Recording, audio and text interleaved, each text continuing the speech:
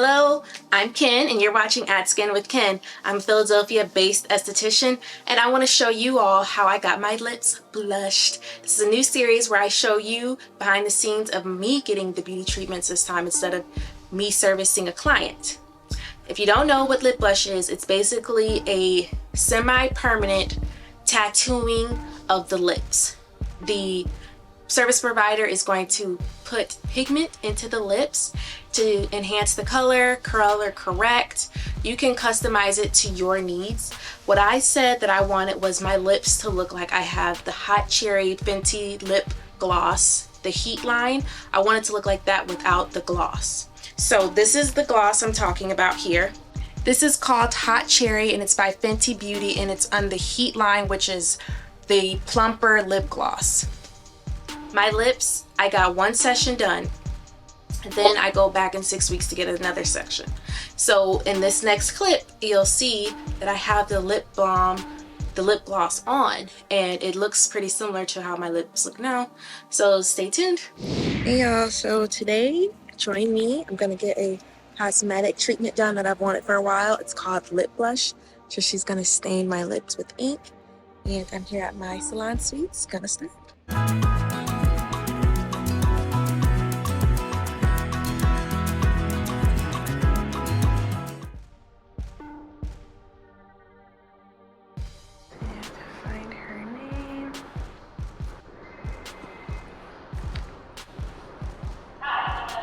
Okay. And this is it. Headed to the room. Hi. Hi, how are you? Good. How So as far as getting the lips with the aftercare and then the healing, um, it takes about 4 weeks because with the process on the lips are different than any other part of the face. So when we talk about the healing process, the application of the color is going to look very dark in the beginning. Okay. It fades 50 to 60% from when you initially get it done, because the skin on the lips is different than, of course, than the rest. And considering that you're eating and the lips are exfoliating and things like that, the end color is going to be 50 to 60% lighter than the initial application. Okay. So when you get it done at first, it's definitely going to look bright. Okay. It's going to look bright and the color is going to look deep.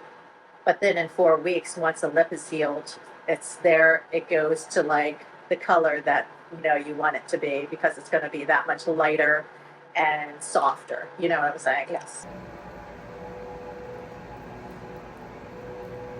And put the numbing solution on. Have you ever had any use done? Yes. So that's good. You're already used to, basically the feeling of getting a tattoo done. So It's been a while. same with permanent makeup. It's the same feeling, same exact feeling. But the nice thing with the permanent makeup is that, we can do the numbing. Right. We can do the numbing solution. So it does make it a little bit more comfortable. Okay. But if you've had a tattoo already, that's why I asked. If you've had a tattoo already, you know what the feeling is like, because the permanent makeup is very similar to that. When I got my eyeliner done, though, it actually didn't really hurt much at all. And the eyeliner, you can do the numbing solution as well. Oh, really? Yeah, so she numbed me for about, So what I'm going to do is we'll do a little color swatch on the skin next to the lip. That way we'll be able to get the right color. So I'm going to apply 2 colors and then we'll see which one looks the best. Let me do the color swatch right on the skin. I immediately am thinking we're going to do the ruby with a little bit of maybe 1 drop of the blush and 1 drop of the maroon. Okay. I'm starting to feel the numbing work. It's good stuff. It's the stuff that they use in medical offices. It's the BLT. So the BLT uses benzocaine, tetracaine, and lidocaine. So it's a combination of the three numbing solutions. Okay, this is the maroon. So what the maroon does is it gives you more of that, let's see, a little bit more of that earthy tone. So, see, so that's more of like your skin tone, as you can see right here. So that's the maroon. The maroon is actually almost like a flesh tone. Right. When you look at it on my skin tone, look at the difference. Yeah. Or sorry, Yeah. look at the difference Yeah, in my skin definitely. tone. So for like, like darker skin tones, like your skin tone, it's almost like a flesh color, really. And then, so I might use that actually just to tone the color down a little bit. Um, and then I have the neutral flesh, which is probably more like, um, it gives it a lighter shade. Okay. So when you mix this with one of the other brighter colors, so it would give it just a light. It would just lighten up, one of these colors. So what I'm thinking is we'll do. Okay, so when we work this into the skin, you can see. Okay, so you can see this one is a little bit more of a red tone, ruby, and this one has a little bit more of the pinkier tone. So what I'm thinking for you is I'd like to do, I think this is a little bit too red, in my opinion.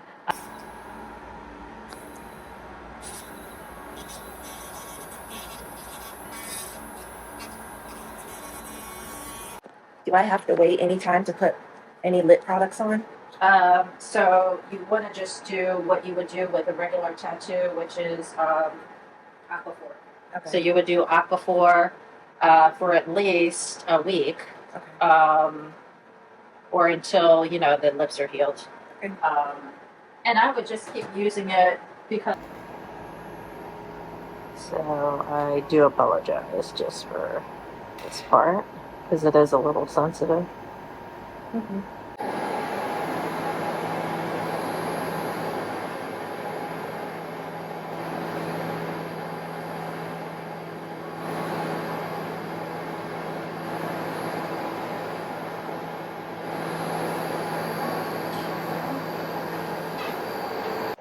A little bit more skin. So you just get the right depth here.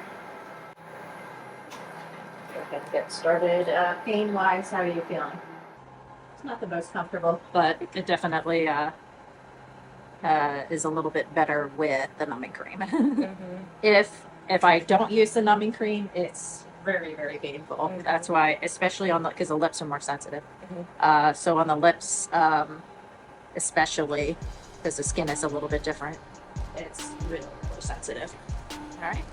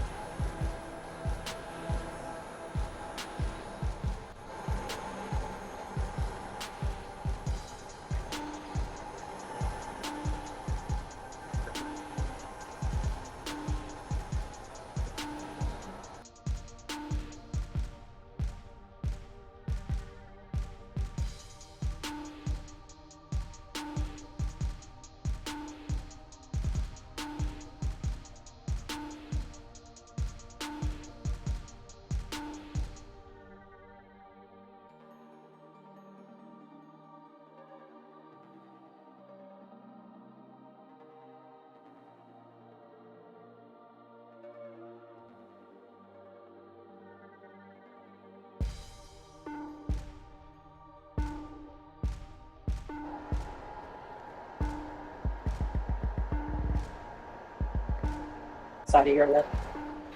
You know, it's the same type of skin.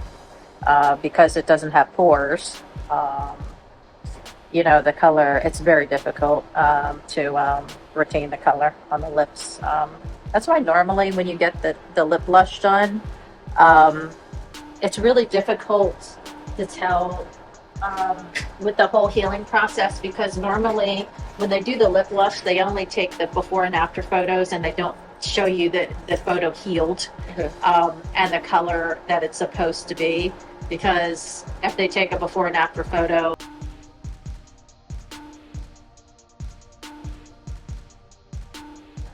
so you can see on the upper lip how I definitely went inside of the lip line. I didn't want to go all the way to like the outer part of the lip line because I want to be a little bit more conservative with that.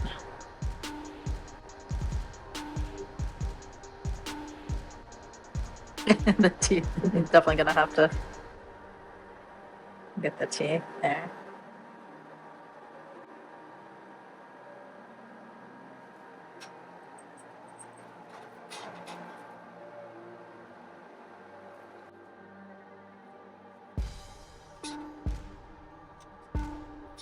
Making sure you don't try not to wipe off too much of that pigment, you know, because it's still absorbing. But yeah, definitely cannot. You can drink through a straw, but be very careful with it. Hold on, let me just get a few more photos.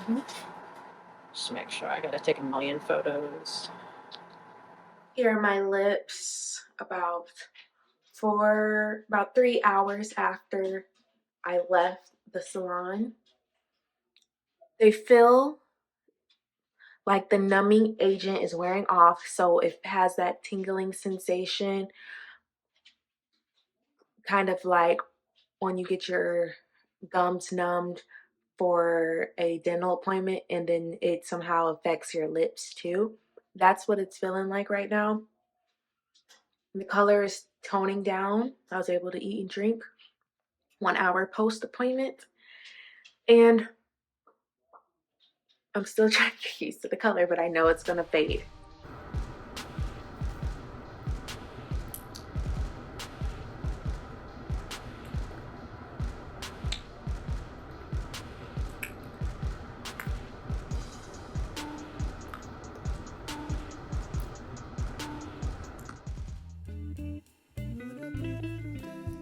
All right, so that was me getting lip blush. I'm gonna answer some questions you probably have. So, what is lip blushing again? It's semi-permanent makeup where they're tattooing color into the lips, and you can get it to color correct if you have any hyperpigmentation, hypopigmentation. If you just want to look like you have a lip stain on at all times, you can do it that way too. It's customizable to your needs and your wants. Does the treatment hurt, and how is the pain managed? God, yes, it was extremely painful. I was tearing up. I was feeling the pain in different parts of my body. I felt the pain mostly in my forehead and in my nose, which is pretty common. Anytime I get anything done on my face, I really feel the pressure built up in my nose. I would give the pain between a 7 and 8. The upper lip was most painful, which makes sense because the skin on the upper lip feels different than the skin on the lower lip. And if you remember, your skin on your lips, they don't have pores like the skin on the rest of your body. Like your lips, your hands, and the soles of your feet, they don't have pores. So, does the hands and the soles of your feet have pores? I need to look that up. Yes, I'm right. The hands, your palms of your hands and the soles of your feet do not have pores. So that's similar to your lips. They don't have pores as well. So it's going to exfoliate a lot. That's why you don't really need to exfoliate your lips that much. If you just keep them lubricated and hydrated, they won't chap typically. So the pain, yes, the pain was undeniably terrible. And I asked my friend who's had lip filler which service that she thinks was the most painful, and she definitely said lip blush. So those of you out there who are fearful of lip filler, you can do it. I'm pretty sure you can tolerate it if you can tolerate getting your lips blushed for over an hour. So it was painful. And how's the pain managed? They apply a numbing cream, and this numbing cream had 3 different ingredients that are used in numbing creams. So it was medical grade numbing cream. you could feel it numbing up. It felt similar to if you go to the dentist's office and they numb your gums, and then you know how that feeling moves to your lips, and then after you get to the dentist, you know, they recommend you not to eat or drink because they don't want you to chew on your gums accidentally and like cut yourself. So it felt like that on my lips. During the service, it just was extremely uncomfortable. A lot of pressure built up in my nose, and it did feel like you were getting jabbed like little bitty needles over and over. So it wasn't fun at all. This lip blushing took 2 hours, and she's fairly new at lip blushing, so it might take longer than it usually does because she's getting the hang of it. So I was a model, by the way. I did not have to pay for this service, so I'm not sure how it would cost typically. And that's the great other thing about being in the beauty industry. You can find ways to become models, and I recommend that to you all too out there. If you want to try some services and you want to figure out kind of who to go to, or if you want to try something new, maybe you can look and Google someone that is needing a model. And it's a lot more common than you think, because there's always someone new taking a course or graduating, and they want to be able to practice before they start charging. So you can find model services needed frequently. I was even posting it because I needed models for Brazilian waxes, and I got a couple of people that came in and got free Brazilian waxes. So definitely look into that. What is the healing process like? So today is Friday. I got the service done Tuesday, so it's 3 days post service, and I'm just now starting to feel my lips, the full range of my lips. They've been kind of feeling numb this whole week. Today's the first day that I can feel like 85% feeling in my lips. Before today, they felt numb. They still felt numb, and they felt extremely dry and chapped and dehydrated. And she told me that was going to happen because it's going to peel layers of the skin. And she recommended me to keep them hydrated with Aquaphor because it's thicker than petroleum jelly, which is Vaseline. So she recommended me to use Aquaphor. I never knew that Aquaphor was heavier than Vaseline. I need to look into that because I know there's a different chemical in Aquaphor, but I didn't know it was heavier. But I do typically use Aquaphor for healing, but Vaseline is a drug technically because it can actually change the skin, not just the appearance, but the physical components of the skin. So I always thought Vaseline was pretty strong. The healing process, she said it's going to change colors every day to keep taking pictures of it until I go back in 6 weeks for the touch-up. It's just going to keep shedding. It took about 3 to 4 days for me to get full feeling back in my lips. Question 5, what are the aftercare instructions? It's just to keep them lubricated with Aquaphor and to try not to be abrasive and aggressive on them. How long does the color last, and will it fade evenly? Now, I don't know how long it's going to last, honestly. I heard anywhere from between 1 to 3 years. I don't know, because it's my first time getting it, so we'll see. Will it fade evenly? I mean, I would presume if the service provider was using the same amount of pressure throughout the totality of the lips, but I would guess that since my top lip and my bottom lip are different shades overall, naturally that it won't in a way, because I'm sure we're going to be doing more layers on the top lip because it's darker than the bottom lip. So we'll see. I'll keep you posted. What are the potential side effects or risks? I would assume just like anything, having an allergic reaction, swelling. If the service provider is dirty, maybe she could spread a disease. Your typical side effects, you not liking the color, and your lips swell for sure. They're gonna swell because you're causing so much trauma to the lips. So my lips, as you saw in that video, they were huge, and then the swelling went down within 48 hours. How much does lip blushing typically cost? I've seen prices that were about $350, and that was in the city of Philadelphia. So I'm sure the prices will vary depending on what area you're in. What should you look for in a qualified lip blush artist? Someone who has a license in cosmetology, which can be cosmetology, aesthetics, some type of healthcare provider, someone who has a license to practice. And then if you want more beauty professional techniques, That I don't know because I've never studied lip blushing, but let me know if there's questions you might want and I can ask Songji, who did it for me, and let me show you. So this is my lips now, no color.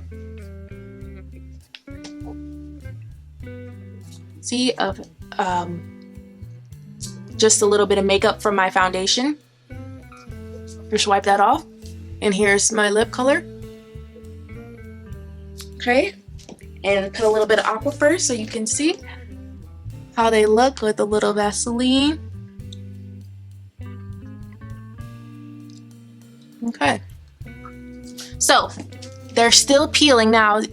You can see it. It's peeling still. This one hasn't peeled as much, but you can see it's coming through. But look at that color. It is so pretty. It does look like I have the cherry bomb, the hot cherry on, but I don't. So I'm going to get a touch up in 6 weeks. So imagine what the color is going to look like then.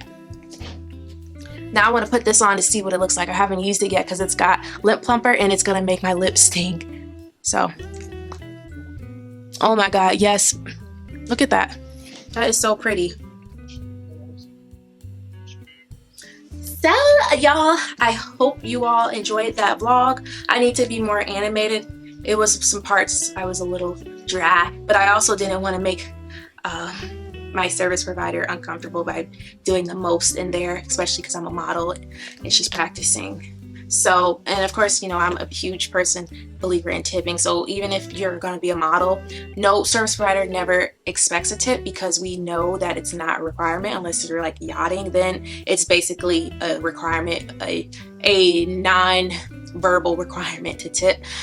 However, in restaurants, mostly every service job, it's a non-verbal requirement, but for real with like hair people and nails and beauty services, we don't expect a tip because we know a lot of people have their beliefs with tipping with us because we set our own prices if you're self-employed. But if you're working for a salon, a lot of times you don't get to set your own prices and they take commission and all that.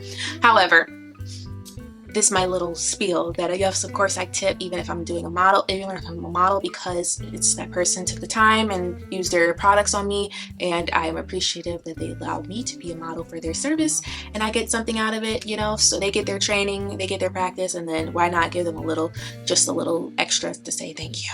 But that's just me. Thank you for watching at Skin with Ken. Make sure you like and subscribe, and I will see you all in the next video. Bye.